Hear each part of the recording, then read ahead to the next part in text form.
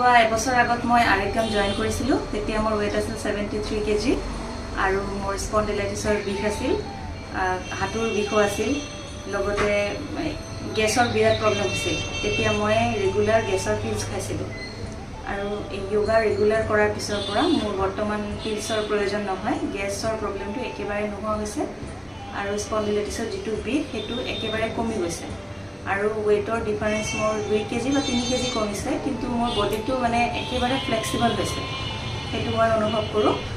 আৰু মানে য়োগাই মোক বিৰাট কনফিডেণ্ট বনাইছে। এতিয়া মোৰ ডিচিশ্যন মেকিং পাৱাৰটো যথেষ্ট হাই হৈছে আৰু মই মানে মেডিটেশ্যন কৰিলে বহুত শান্তি অনুভৱ কৰোঁ সেইটো। আৰু গোটেই দিন আমি স্কুল কৰোঁ বা বেলেগ বেলেগ কাম কৰোঁ, তাৰ কাৰণে যিখিনি এনাৰ্জি লাগে মোৰ এনাৰ্জি লেভেলটো যথেষ্ট হাই। মই গোটেই দিন কাম কৰি থাকিলেও মানে ভাগৰ অনুভৱ নহয় আৰু মই মানে চাৰিওফালৰ পৰা ইয়াত আহি মোৰ লাভে হৈছে। সেইকাৰণে মই আৰোগ্যমক থেংক ইউ ক'ব খুজিম।